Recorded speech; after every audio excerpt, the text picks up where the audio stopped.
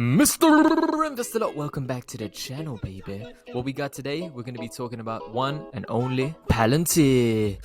Ooh, daddy. So you guys may have seen this partnership between WEJO, Microsoft, Palantir, and Sompo, but what are the connections between the companies and what is this vehicle data market worth? So I wanted to do some background research and I found a company called Capgemini who's estimated the whole global market of vehicle data. And man, oh man, does it look juicy. Let's also talk about institutions and how much they hold of Palantir at what cost basis, and all the juicy interconnections. In terms of vehicle data as well, let's talk about data points and how much these are worth and why they're worth money. If you're new to the channel, welcome. My name is Miguel and we look for biggest, juiciest stocks. If you want to support the channel, click the join button above my head. It's only 99 cents. But if you're unable to, just you hitting like and clicking subscribe is enough for me. Thank you so much for all the donations. Thank you for the support. And always remember as well, I will never send you a number in the comments. Those people are scammers pretending to be me. None of this is financial advice, it's for entertainment only. So the connected vehicle startup WEJO has partnered with Microsoft, Palantir and Sompo.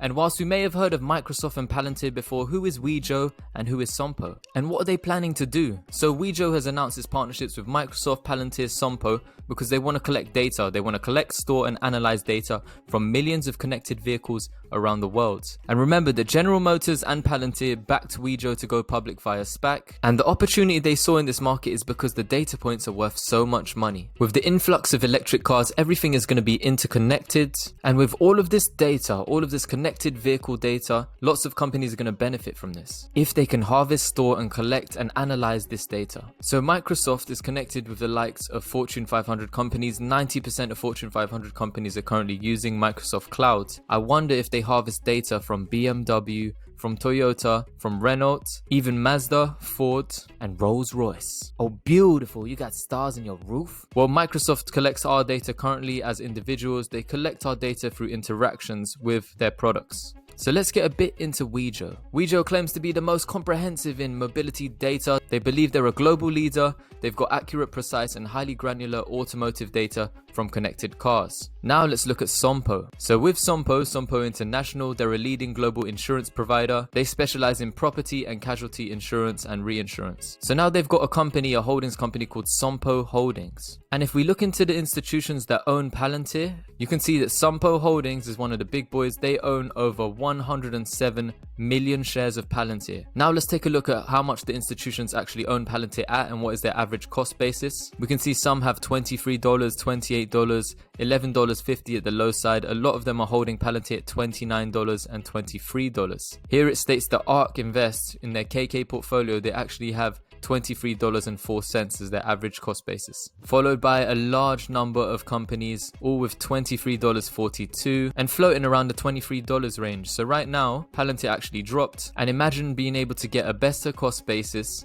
a better average price than some of the big institutions out there. Because yesterday we had a little dippity dip all the way down to 22. They were in a $22 range, 22.4. And currently this is the third position that I'll be building out after Bingo and Nano Dimension. I've already got some shares. Some people in my family have 369. I know some of you guys own thousands and thousands of shares of Palantir. So what is your average cost basis for Palantir and what's your plan as well? Are you going to be increasing your ownership and picking up more of those juicy shares? Or are you going to be trimming position as it comes up? And also, what is your price prediction for 2030 for this company? Palantir is actually currently hiring and expanding. They want to hire a manager for their global Microsoft alliance. They are also pushing into healthcare. So this is very interesting too. They've appointed the former Cerner boss to cement their place in the UK health sector. And remember, data equals money. Big juicy money. Palantir also got awarded an NHS contract which was worth £23 million. Below, Palantir was awarded £23 million 2-year contract to continue its work on the data store in December 2020. It has a history of winning contracts, including an $800 million contract in 2019 to build the US Army's next battlefield software system, as well as a deal with the Pentagon, the US Army, yet again. So they're snatching up a lot of money from defense around the world. So I was looking at the analysis from Capgemini and I was looking at their point of view and seeing how much is this actually worth. You know, if you monetize the global vehicle data, how much is this market segment worth? Well, actually on the low side, by 2030, it's predicted to be worth $80 billion. That is on the low side. That's how much the global revenue, the market for vehicle data monetization is going to be worth. And on the high side, $800 billion. So this is crazy. We haven't collected as much data before, but now everything moving into the Internet of Things and everything going to be interconnected, there's going to be a lot of data to collect. So imagine this, they've said currently there's around 10,000 data points available on vehicles in the future. However, if we go back to the previous article, it says here, correction at the bottom of the article, a previous version of this article quoted Barlow as saying WEJO processes 40,000 data points per second, but actually the accurate number is 414,000 data points per second. And if we go back to Capgemini, it's showing you the range of potential data signals in connected vehicles. This can be anything from breakdown, so the crash severity, the crash location, what direction you are moving in, how fast you are going, which makes this so lucrative for insurance providers because they know who is at fault within a crash. You can also check the status of your car from the doors and windows to the fuel tank. It also collects data on the driver, so the driver identity, what are the preferred settings. Not only that, but it can look at heart rate, stress levels, and diabetes level. So with electric vehicles, if they're going to be looking at the range and how you drive,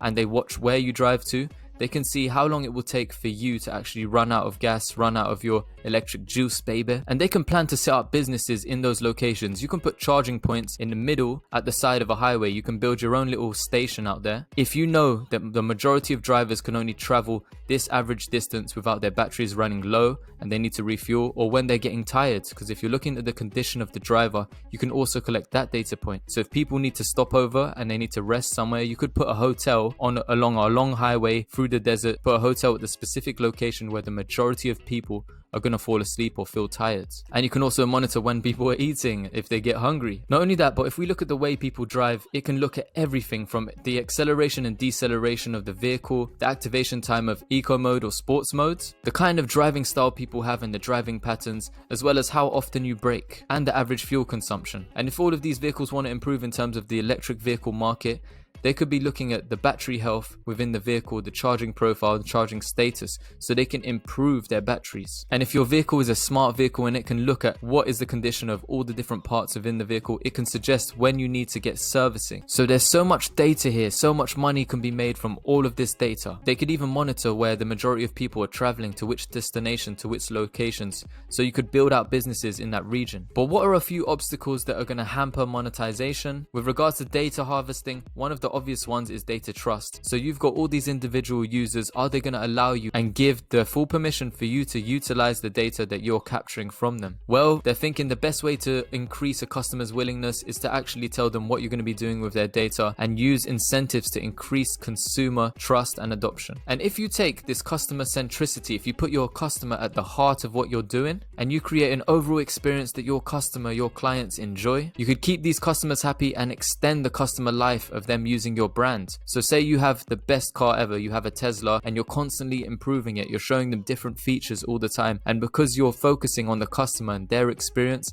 they always come back and they buy the new model. So with all the data being collected from vehicles being interconnected, is the vehicle data industry going to have a global revenue of around about $80 billion at the low side to $800 billion?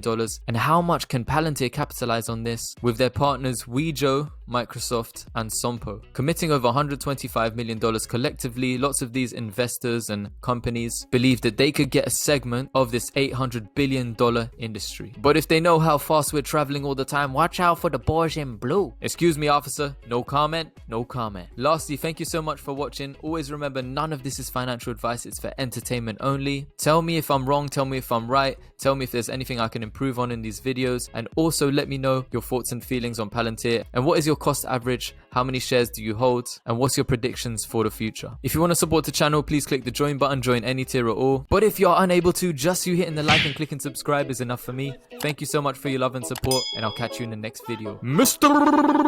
Investor Lot, over and out, baby.